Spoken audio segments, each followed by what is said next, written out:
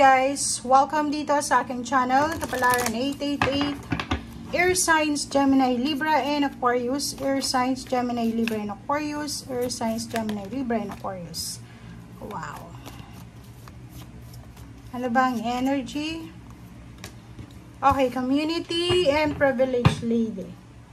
Okay guys, air signs.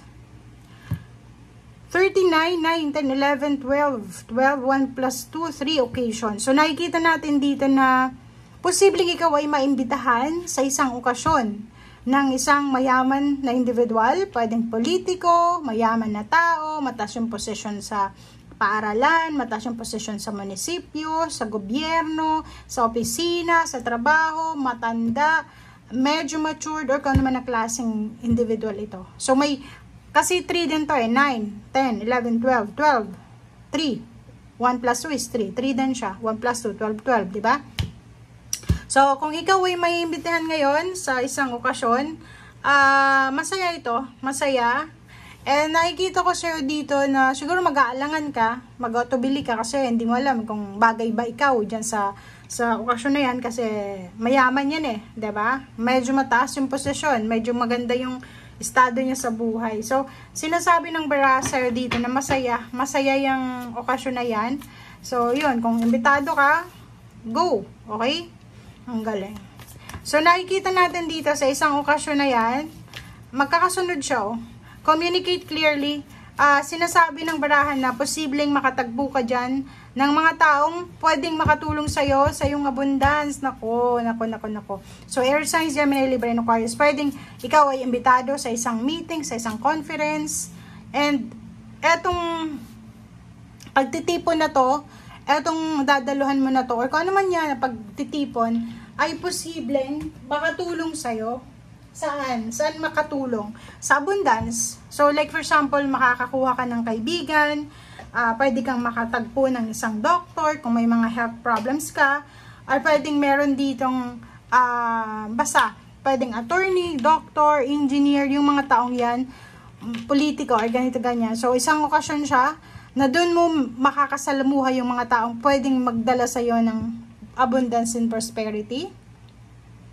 Pwedeng makatulong sa'yo sa health mo. So, pwedeng may mga doktor doon na magdidiscuss sila ng mga, for example, ng mga healthy lifestyle, healthy regimen, ganito, ganyan. Okay. Air signs.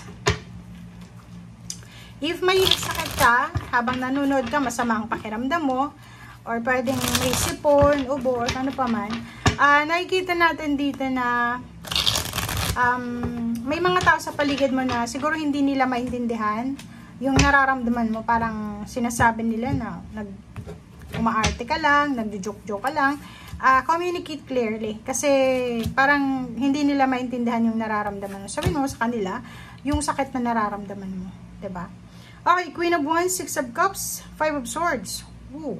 So nakikita natin dito na trabaho. Pwedeng may trabaho ka na ginawa sa nakaraan, na pwedeng nag-resign ka, and ngayon pwedeng bumalik ito. So, itong pagtitipon na to, pwedeng may mga pagtitipon, conference, or yun nga, pwedeng makita mo ulit yung dati mong katrabaho, dati mong kaibigan, dati mong kakilala, dating kabaryo, dating kabarangay, dating relationship, or kung sino man.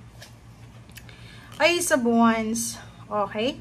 So, doon din, sa sitwasyon na yon, since may abundance siya, tapos Ace of Wands, sinasabi dyan na may paparating sa yung abundance. Okay? It's either offer ng new job, offer ng business, offer ng collaboration, offer ng relationship, or kung ano man tong klaseng offer na to na makakatulong to sa'yo para mag-improve yung health mo, mag-improve yung emotional health. Kasi yung health na to, hindi lang naman physical health, pwedeng emotional health, or pwedeng abundance nga siya, money. Okay?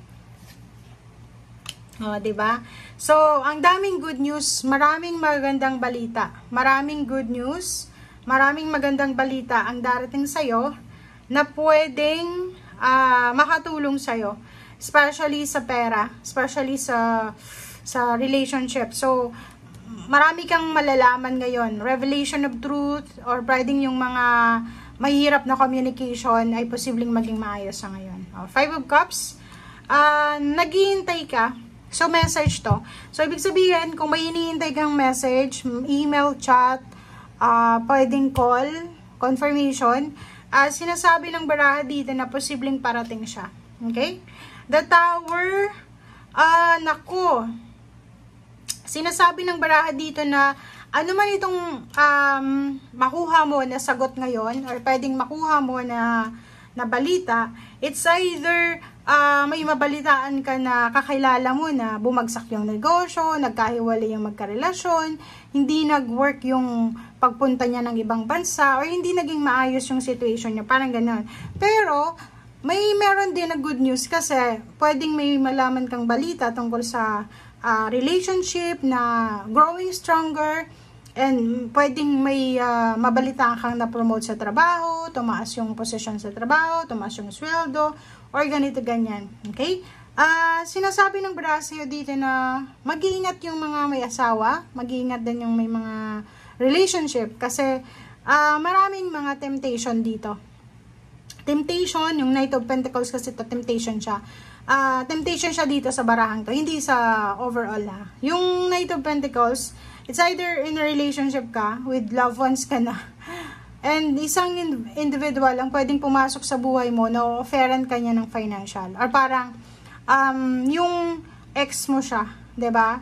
Yung ex mo gusto makipagbalikan sa'yo, and may kasalukuyan kang relasyon ngayon, unfair sa kanya, lalo na kung hindi siya masyadong kumikita ng malaki. Kasi may i-compare mo.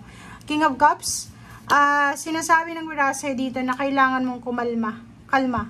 Yun ang kailangan mo siya ngayon. Kalmahin mo ang iyong sarili, be at peace, communicate clearly, para maiwasan mo yung mga sama ng loob, iwasan mo yung pakikipag-competition, no, diba? Sabi ko sa'yo.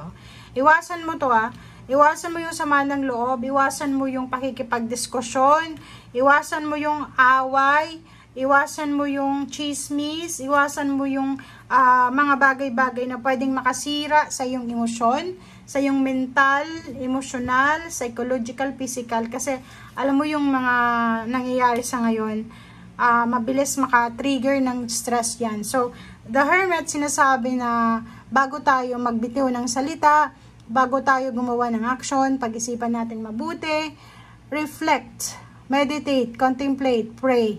Ipag-pray mo na sana yung sasabihin mo hindi makasakit sa kanya, sa kanila, and yung decision making mo hindi makasira sa mood or sa pagkatao ng isang tao. Ganito, ganyan. So, sinasabi ng baraha na maraming pagkakataon sa buhay mo na aapaw yung cups mo, pero hindi pa ito sa ngayon. May mga celebration na magagana for several months from now, so next months. Sinasabi ng baraha na doon ka mag-focus, doon sa positivity, sa good news. Huwag kang masyadong mag-focus dito sa chismis, sa balita na hindi makakabuti sa'yo. Okay, thank you guys and see you again. Bye!